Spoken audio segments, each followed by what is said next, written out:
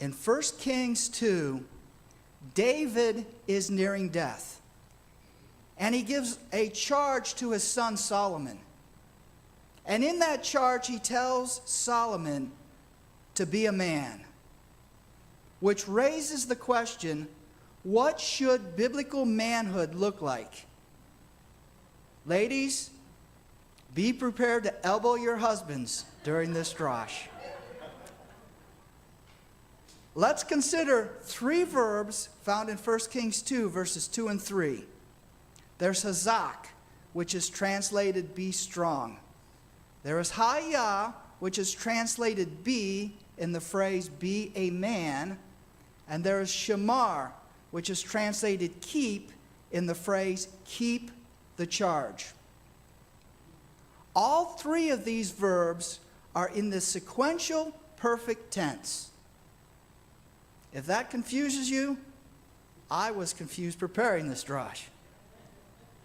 So let's simplify things. Each of those verbs is constructed using a vav.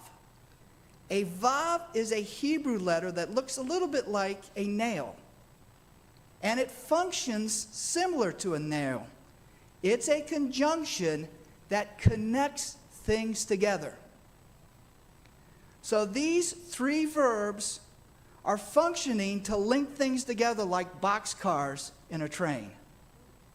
Conjunction, junction, what's your function? If you're getting an image of these 3 linked together, then you're on the right track. So David links be a man with be strong. The word be strong is the Hebrew word hazak. The root has the idea of fasten. So I want you to imagine you're watching a football game. The Michigan Wolverine running back tries to run up the middle. He meets the Ohio State Buckeye linebacker, who is immovable, like he's glued to the ground. Bam! Wolverine guts all over the field. The idea of being glued to the ground is similar to the idea of hazak, of having a faith that is fastened or glued. Men, we need a faith that is like that Ohio State linebacker, glued to a solid foundation. Not glued on a foundation built on sand, but glued on a foundation that is solid on obedience of Yeshua. Men, we need to be like Ohio State linebackers. Please, men, do not be like the Cleveland Browns.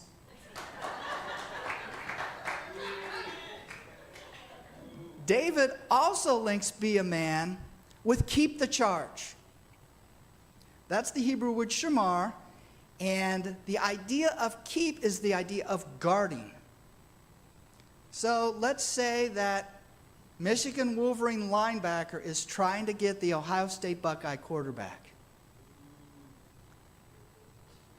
Okay, we could name that linebacker Heyman if you want. Well, he's not getting through because the linemen are keeping the quarterback. Men, we need to keep, what does it say in the passage? We need to keep the charge of Adonai our God, to walk in his ways and to keep his statutes, commandments, ordinances, and decrees. Men, there's a lot of craziness going on in the world. We need to form an offensive line.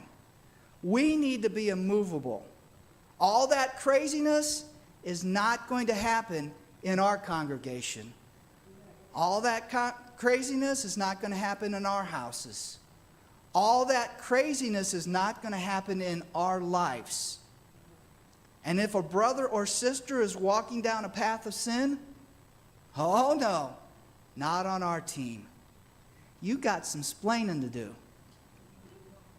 When all is said and done, the entire universe is our Master's stadium. And no one walks into Yeshua's stadium and pushes us around. Men, you need to grit your teeth. You need to stand strong. You need to form the line.